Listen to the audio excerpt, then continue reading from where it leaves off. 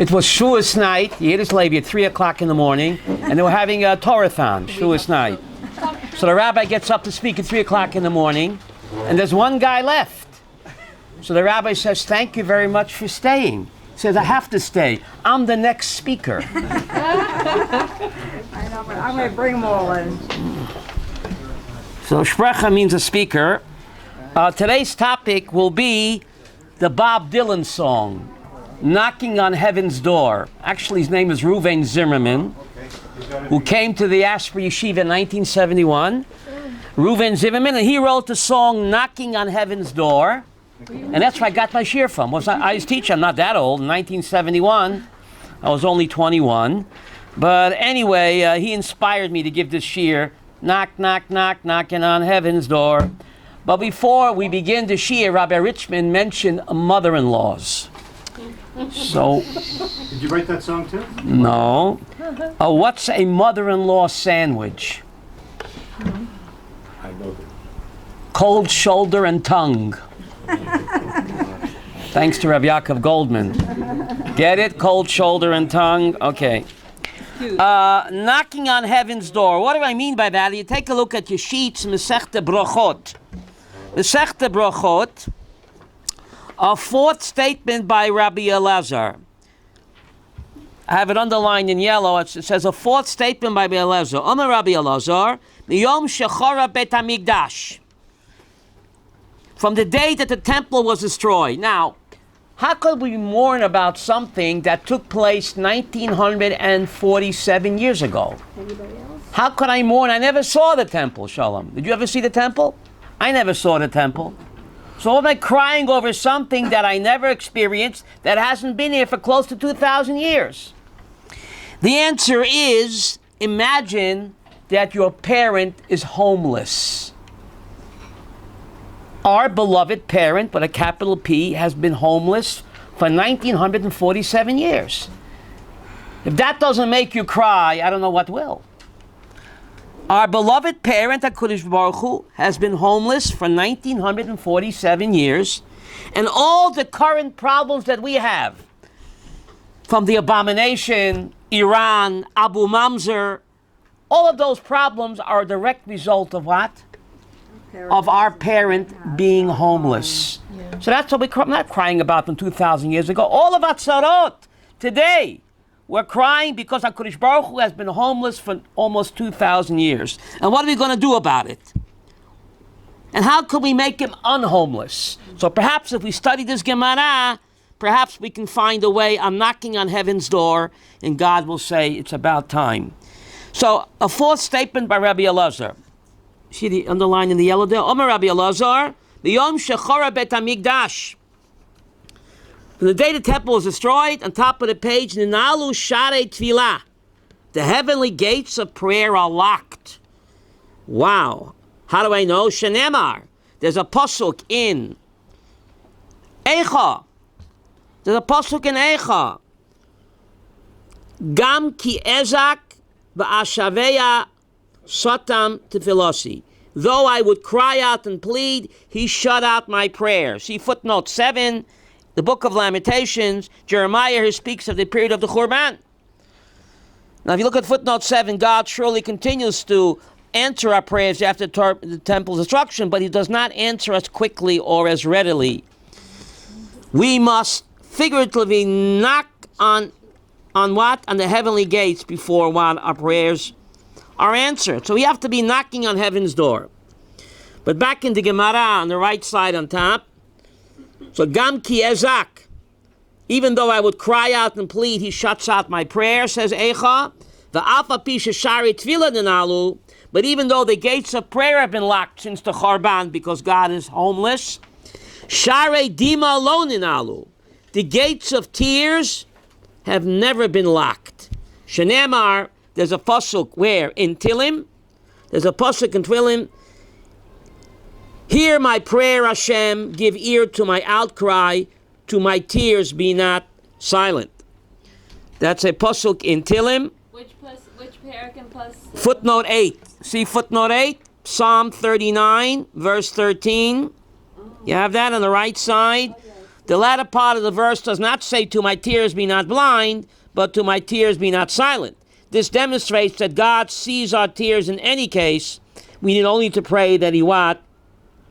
That He answer them. And what do you mean God locks the doors? What do you mean the locked gates? So Rabbi Eliezer Dessler, I'm reading footnote 8 on the right side, second paragraph. Mickey, you have it? Rabbi Eliezer Dessler explains the term locked gates is a metaphor for a spiritual encasement about our own hearts. With the destruction of the temple, this encasement became so thick as to make achieving closeness to God through ordinary prayer almost impossible. However, with prayer that emanates from the deep within the heart, to the point that we are moved to tears, one can still achieve a result. This gate, Mickey, the gate of tears is what? Broken. Never closed. So, what are tears? Back in the Gemara, tears are what? A stairway to heaven.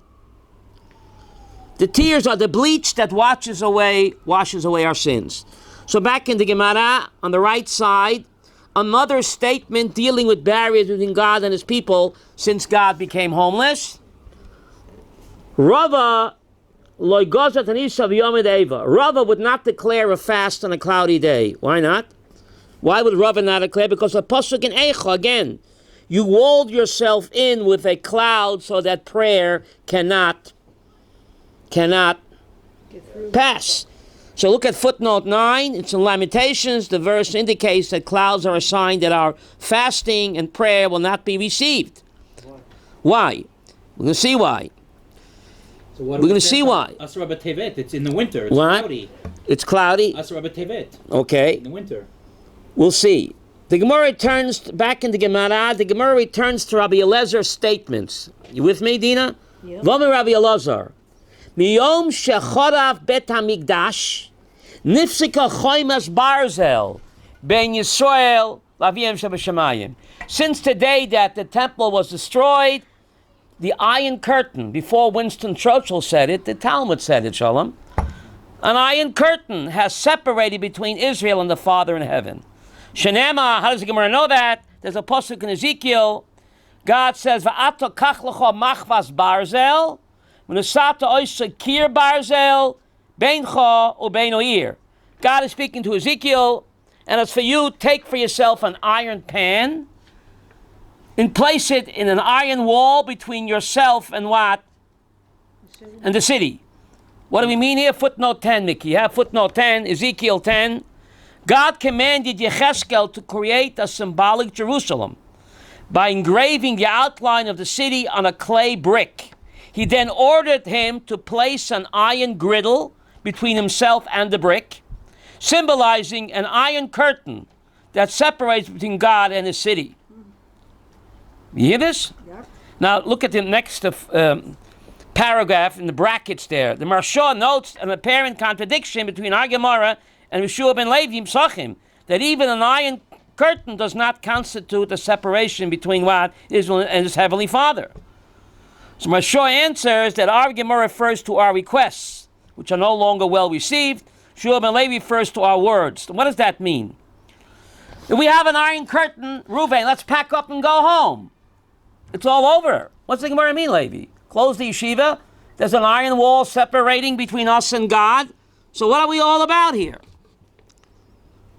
The answer is, this is our challenge. Why an iron curtain? Why not a stone wall? Why a curtain? Or what does he say here? Chomas barzel, right? What does he say? The Iron Dome. An iron dome. Chomas barzel. An iron wall. Why not a stone wall, Dina? Why not a stone wall? Why barzel? It can be broken down. Huh? Stone can be broken down. And an iron can't? Now, As easily. oh, who said that? Ooh, you're ahead of me. Where I wasn't listening. Okay, I'll get to it, okay? Don't steal my thunder. Okay. Now, God is speaking to Ezekiel. Again, let's look at the Gemara. Look at the Gemara again. Omer Rabbi Elazar, Miyom Shechora Bet HaMikdash, Niftzika Choymas Barzel, Ben Yisrael Avim Shebeshamayim. Shenema, God tells Ezekiel in chapter 4. V'ata, I'm reading the Gemara returns to Rabbi Elazar's statement, right? Shenema, V'ata Kach Lecha Machvas Barzel, V'nesata Oisa Kir Barzel. You, Ezekiel, take for yourself an iron pan and place in it as an iron wall between yourself and the city. Symbolizing that what? That there's an iron wall between us and God. So we're supposed to throw in the towel and go home? No. Now, there's a major difference between Moshe Rabbeinu and all the other Nevi'im. Moshe Rabbeinu spoke to God face to face without any symbols or metaphors. But all the other Nevi'im, God spoke to them through metaphors. Take a pan of iron and place it in an iron wall between yourself and the city. What's it all about over here? An iron mechitza, kir barzel. Now the Jewish people, in the days of the Chorban Bayit Rishon, were under a double siege. The enemy was besieging them, and so was the Navi. The iron wall around the city, Dina, is a symbol that there was an iron wall around the heart of the Jewish people. They blocked out Hashem and the Navi. So, God says, Yecheskel, you got to use a battering ram to get through, to break through. Like the enemy is using a battering ram to break through the walls of Jerusalem, you, Ezekiel, the Navi must also conquer the hearts of the people. To break through like the enemy is trying to break through the walls of the city. And just like the enemy didn't quit until he broke through, the Nebuchadnezzar, so also the Navis, Yecheskel, and we're not supposed to quit until we break through. To reach the hearts of the Jews, we don't give up. Each Jew has his own personal kir habarzel. Well, whatever it is, whether it's gava, whether it's sex, women, drugs, everyone has their personal kir habarzel that separates him from The rest of us. God. and our job is to help him break on through to the other side. Break that wall. Don't give up. But many people can't say chatasi. They can't admit that I'm wrong about Oslo, about the expulsion and pogrom from Gush Katif. They see how wrong they were, but they just can't admit it. They have Shalom Akir Barzel surrounding them. They can't admit that they were dead wrong. No, they're too set in their ways. Like Acher, the Rebbe of Rabbi Meir. He said he can't do tshuva. He heard a bas kol shuva bonum chutz me'acher. Everyone can come back except what? Acher. That's what he heard. Who says you have to be Acher? You can be Rab Elisha ben Avua again. You don't have to remain Acher. You can once again become the great Tana Elisha. Break through the Kir HaBarzel. Some people think, they're smug, they got money, I'm immune, I have honor, got it made. Every person has their personal Kir HaBarzel. Whatever it is, stubbornness, pride, arrogance, can't admit they were wrong about Abu Mamzer and John Balkari. They just can't admit it. They got a Kir Barzel surrounding their hearts. 1 minute, let me finish, then you'll ask. But God says, don't give up, Navi. You see the Nebuchadnezzar's troops are battering the walls of the city? What's Ruvain? That's a sign that you, Navi, Yecheskel, you have to keep ramming the hearts of the Yidden. Don't give up like the enemy doesn't give up to break through the walls. So you, Yecheskel, don't give up to break through the stubborn Kir HaBarzel that surrounds the hearts of the Jews. To break through and reach the Yid, like the enemy broke through the walls of Yerushalayim. Don't give up. The message is don't give up on any Jew, even J Street. God cannot afford to give up on any Jew, Shoshana. You know why? Can a parent give up on a child? No matter how wicked the child is. We're all a chedek Elohim Yimal. We're all bodim Hashem Elokeichem. Every Yid is a child of God. Can a parent afford to give up on any child, Dina? It's just impossible. Sometimes you want to. Isn't it true that Hashem offered Yeravam ben Navat Gan Eden? Right? He offered him. He had a Kir Barzel. Yeah. He had that Choimas Barzel that separated him from what? His beloved parent. So, the Navi was in a race for the Buchanetza. Who will break through first? Will the Navi break the walls around the hearts of the Yidden with Tshuva? Then the enemy won't break the walls. Or Hafuch. The Navi lost and the Buchanetza won. If the Navi would have broken through the hearts of the Yidden, then the Buchanetza, no way Levi could have what? Broke through the walls of Jerusalem, but the Navi lost. Peace now, J Street. They got a Kir Barzel surrounding them. 1 minute, but we got to keep pounding. We all have our own personal Kir Barzel. The Navi Yecheskel in chapter 4 keeps up the battering ram. Like Rabbi Kiva saw the dripping water on the stone, drip, drip, drip, drip, drip, non-stop. And in the end, the mighty stone was eaten away. Never give up and break through the Kir Barzel. Eventually it will fall. Rabbi Meir never gave up on his Rebbe Acher. He never gave up. Despite the Kir Barzel around Elisha ben Avua, Rabbi Meir, look at the Gemara in Chagiga, he broke through. On his deathbed, Acher cried. If you cry before you die, you're doing tshuva. The Sechta Chagiga tells us. So Rabbi Meir never gave up. Elisha ben Avua was J Street, Ben Ami, what's his name? And Ben Ami and J Street and Yossi Meretz all rolled into one. That's who Acher was, Levi. And Rabbi Meir didn't give up. And in the end, he broke through the Kir Barzel because he saw his Rebbe crying on his deathbed. He did tshuva. So why iron? Why not stone? Because iron is a great conductor of heat.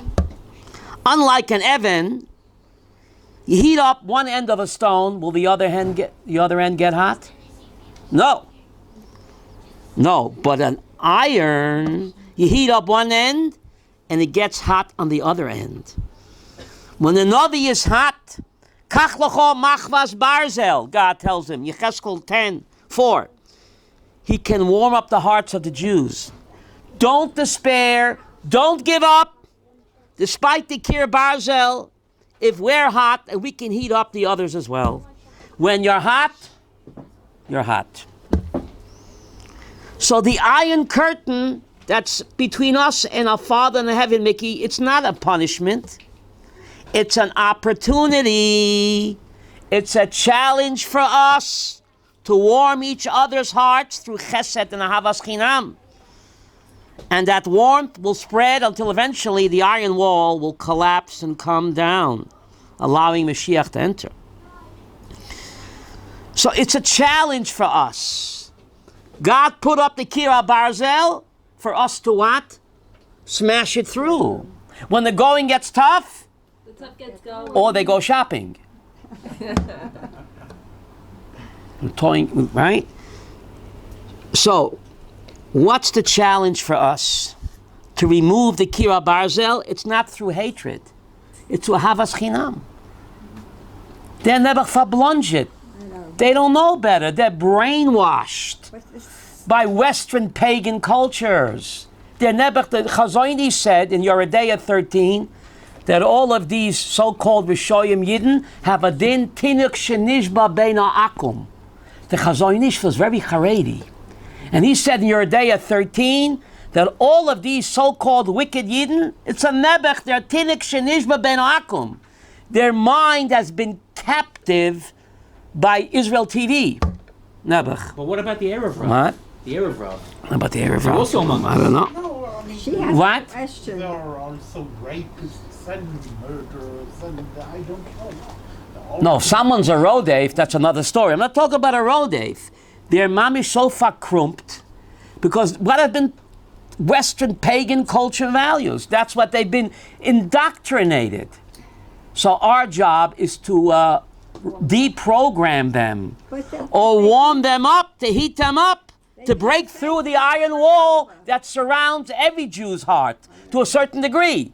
Our iron wall hopefully isn't smaller, but everyone. Are the Erev Rav Jewish? That's the question. I don't know. I don't know who the Erev are. I know the Yidden that are sinful according to Chazaynish because they're never brainwashed. They're captured. Their mentality, their outlook in life has been twisted by pagan Western culture and values. So we have to deprogram them, not with hatred, but with words of love, to show them the beauty of Torah true Judaism, not by cursing them or throwing stones at them or dirty diapers. No. Do you remember a few years back on Bar Ilan Street? Yeah. The Hasidim were throwing dirty diapers at them. Do you remember that? Yeah. Instead of that, Levi, to come up with chulent pots. Come in, we'll give you some chulent. The beauty of Judaism. What are you throwing dirty diapers for? That's how you convince anybody? No. By cursing them? Give them some hot potato kugel. Show the beauty of a Shabbos. Break through the Kir Barzel. It can be done if we are patient and with a lot of love. And tzibislach, until what? Lat. Until we break on through. Now, Right, she had a question. 1 minute, I'm not finished. She's bursting. She's bursting. He knows. Yecheskel failed, right? He failed, right? Levi. Yirmiyahu failed. Yecheskel. Are they a failure? They're God's prophets. Right. How could they all fail? They didn't fail. I'll prove it to you. Gemara Megillah said, Dina, there were millions of Nevi'im. Millions, Megillah. How come only 48 are recorded? Because those millions of Nevi'im, they spoke for their time. Doesn't interest me. Tanakh is not a history book. People think Tanakh Shalom is a history book. Big mistake. Tanakh is God's GPS for life. GPS Shalom. God's personal system. So those millions of Nevi'im are not recorded, Levi, because I couldn't care less. Spoken for their time. Tanakh is the history. But those 48 Nevi'im that are written are speaking to me. They didn't fail because the Kir Barzel is coming down. There's a mass movement of tshuva. There's so many kibbutzim that were treifa and shomer Shabbos. Today, there's shomer Shabbos and super kosher. You know what's going on? I know. What's going on? There's a thirst. Oh, there's a thirst, there's a hunger for Torah. There's the mass movement of tshuva. Ben Gurion would spin in his grave. No, I mean, Yecheskel didn't fail because he didn't speak for them. He's speaking to us. And we're his disciples. We have to shtip, hammer, break until eventually we're going to break that Kira Barzel, that Choimas Barzel. And then what? And then Zechariah tells us, Tzom Revi. What's Tzom Revi mean? The fast of the fourth. What's the fourth month? Oh, Shvasa Not B'Tammuz. April. Not April. Shvasa B'Tammuz. The Tzom Achamishi, the fast of the fifth month. What's the fifth month? May? Av. Yeh l'sosan u'lesimcha. They won't be canceled. They'll become days of great joy. So why? Why wouldn't Tisha B'Av be a regular Wednesday, Shoshana? Zechariah 8 says that Tisha B'Av won't be canceled. Adarabah, it'll become a day of sosan v'simcha. Madua v'lama. Ain't it enough just to be canceled? You hear my question? Why will Tisha B'Av be sosan v'simcha? It's not enough to be canceled? Why, Dina? I'll tell you why. The original Tisha B'Av, look in the Gemara Tainis, the Meraglim came back on Tisha B'Av. If they would have come back with a good report, Positive report. a good report, Pisgat Zev, here we come. I live in Pisgat. Then Tisha B'Av was supposed to be a day of great joy, Shoshana, because the Raglim came back on Tisha B'Av and they said, Pisgat Zev, here we come. Where do you live? Rechavia, here we come.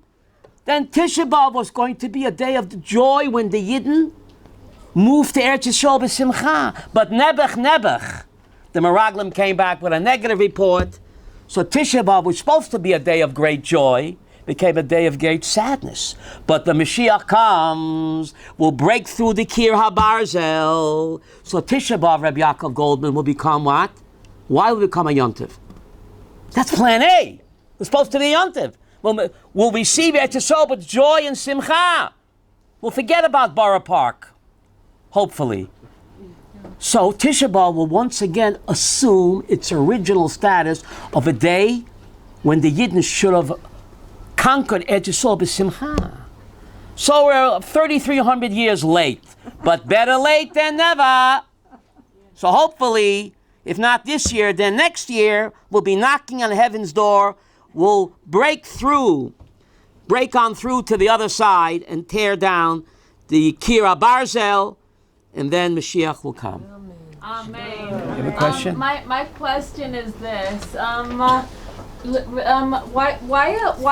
are we like settlers, the ones that live in the Shomron? Why are we treated differently than other people? Than, let's say, somebody that lives in Tel Aviv? That's a terrible mistake. We're all settlers. To Abu Mamzer, we're all settlers, aren't we? Yeah. To John Balkari, we're all settlers. Like we had the Right? we had the Girush 10 years ago especially after last summer. That was a pogrom. Say That was a terrible mistake.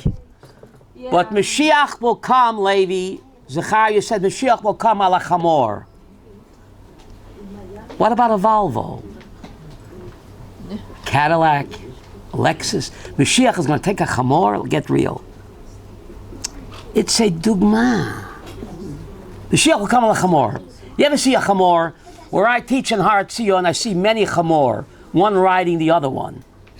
The two-legged chamor riding a four-leg. Something very strange about a chamor. A chamor will go forward, stop, and go backwards. You watch a chamor, I see him, one riding the other, Mount Zion. He goes forward, stops, goes backwards. Forwards and backwards. Mashiach will come ala chamor doesn't mean literally. He'll probably take a Cadillac. Metaphor, just like a chamor goes forwards and backwards, it's not straight. So the redemption will also not be straight. There'll be nebuch setbacks, expulsions from Gush Katif, Lo Yaleinu, and terror in Lo Yaleinu. But don't be discouraged, Rabbi Yaakov. Look at the chamor. Sooner or later, the chamor, despite all the what? Back and forth. Eventually he gets there. And Mashiach will come. Don't despair. Hang in there. Look at the chamor. Zechariah. Yes. Okay, I want to answer this young lady. Yeah. I think a lot of our problem is because our leaders don't say, this land is ours because Hashem gave They don't only know. to the Jewish They never people. know. It took So we're occupying it took our land. Tzipi Atovli to say it. Chotoveli. She said it. Yeah. She quoted the first Rashi in That's Bereshit. right. It took That's right. 60, how many years in the States? I know. 67. 67 years to finally someone get up. Someone said You know what she said? She said, for 67 years we've been lying. That's right. Let's try the truth. That's right. She quoted the first Rashi in Chumash. That's right. John Balkari choke. That's right. To Rashi in Chumash. I know. We're not listim atem. We're not occupiers. Hashem gave us the land. Try the truth, she said. Say it. Lies haven't worked for 67 years. Maybe the abomination will accept the truth. People should read this. Maybe. They only talk about security. Right? Never. The idiot because they're all idiots there. So why shouldn't they read this book and see and read the truth instead of all the lies? Nachon. Thank you very much. Toda rabah. Thank you.